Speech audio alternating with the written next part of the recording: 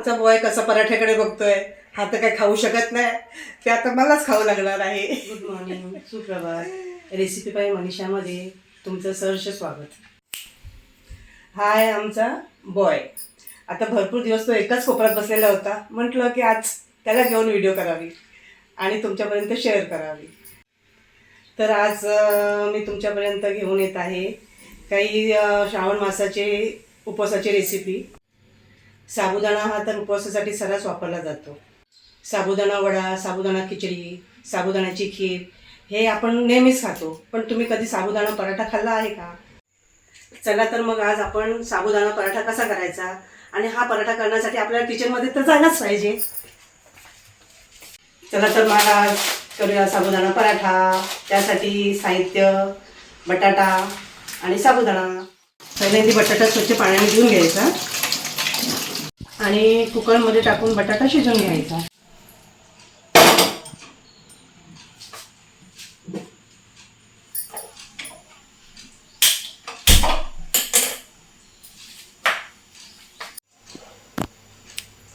कुकरच्या 3-4 शिट्या ह्या झाल्याच पाहिजे. आणि साईड बाय साईड आपण साबुदाणा पण थोडा भाजून घ्यायचा.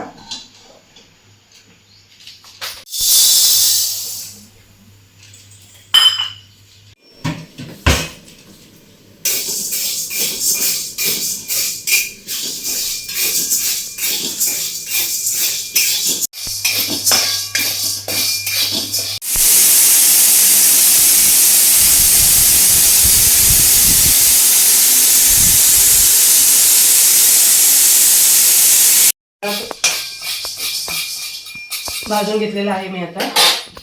आणि थोडा गार होऊन झाल्याच्या नंतर कढईमधून हा मी काढलेला आहे.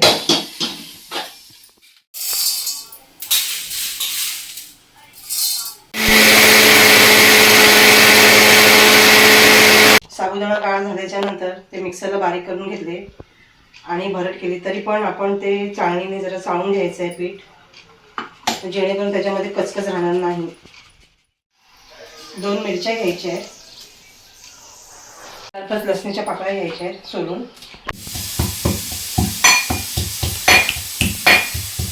मिरच्या, आलं आणि लसूण चांगली चेचून घेतलेली आहे, त्याची पेस्ट केलेली आहे. मिक्सरला साबुदाणा बारीक केलेला आहे आणि त्याची चांगली पिठी तयार केलेली आहे. आणि साबुदाण्याचा पराठा करताना त्यातीलच पीठ थोडं राखण्यासाठी बाजूला काढून घेतलेले आहे. बटाटा मी शिजून घेतलेला आहे आणि त्याची साल आता काढते. आता बटाटा मी त्या पिठामध्ये किसून घेते.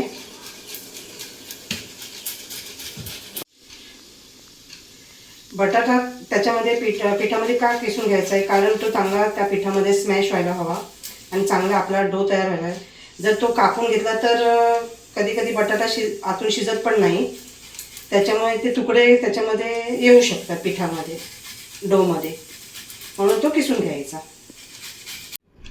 त्याच्यामध्ये आता मी आलं, लसूण आणि मिरचीची पेस्ट केलेली आहे ती टाकली आहे. आता थोडं जिरं टाकायचं आहे, थोडं मीठ टाकते.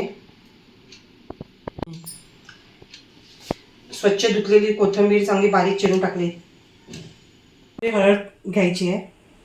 आपण मिरचीचा ठेचा तर केलेला आहे, पण थोडंसं तिखटही मी टाकलेलं आहे रंग येण्यासाठी. आणि आता चांगला आपला मी डो तयार करत आहे. पण त्याच्यामध्ये अजिबात आपल्याला पाण्याचा वापर करायचा नाही आहे. आपण जो शिजलेला बटाटा आहे त्याच्यातच हा डो तयार करायचा आहे पराठ्याचा. थोडं तेल पण टाकते मी. आणि आता आपला हा डो तयार झालेला आहे. 5 मिनिटासाठी हा आपल्याला डो झाकून ठेवायचा आहे. 5 मिनिटं झाल्याच्या नंतर आपण डोचा चांगले एक पराठा लाटून घेणार आहोत. त्यासाठी आपण पराठा करण्यासाठी आपण थोडं पीठ बाजूला काढलेलं होतं. त्या पिठामध्ये आपण तो डो बुडवून आपण पराठा लाटणार आहोत. पण शक्यतो हा पराठा बाजूने कट होतो, म्हणजे फाटतो. आणि तो दिसायला पण चांगला दिसत नाही पराठा खाताना वगैरे किंवा सर्व करताना. म्हणून मी डब्याचं झाकण घेऊन गोलाकार तो कापलेला आहे.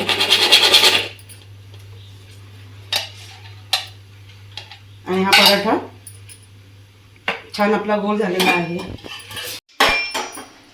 आता आपण पराठा लाटलेला आहे. आता हा आपण चांगल्या प्रकारे शेकूया. म्हणजे शक्यतो ह्याला तेल लावायचं नसतं, पराठ्याला सुकंच करायला नसतं. आणि हा पराठा दोन्ही बाजूने चांगल्या प्रकारे भाजून घ्यायचा आहे.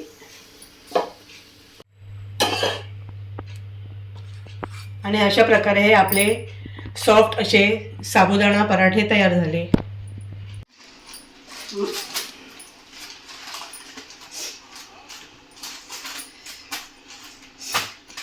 मग आता हे झाले आपले साबुदाण्याचे पराठे. आणि हे पराठे इतके सॉफ्ट होतात, छान सॉफ्ट होतात.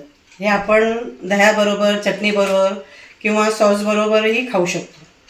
आणि मी हे घरगुती दही लावते तसं दही लावलेलं आहे. आणि हे मी घरी स्वतः केलेलं आहे. आणि ह्याच्याबरोबर मी आता पराठा खाणार आहे.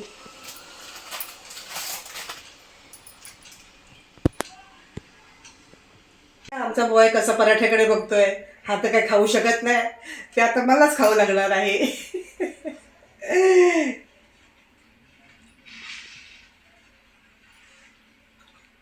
किती सुंदर, मस्त. मग तुम्ही अशा प्रकारचा साबुदाणा पराठा कधी करताय? आणि तुमच्याकडे पण असा म्हणजे वेगळी पद्धत आहे का पराठे किंवा कुठली रेसिपी वगैरे आहे तर ते माझ्यापर्यंत शेअर करा. मला तुमची रेसिपी नक्की सांगा, ती मी स्वतः करून तुमच्यापर्यंत नक्की शेअर करीन. हा पराठा तुम्हाला कसा वाटला? आणि अशाच वेगवेगळ्या रेसिपीसाठी रेसिपी बाय मनीषाला नक्की फॉलो करा आणि लाईक करा, सबस्क्राईब करा.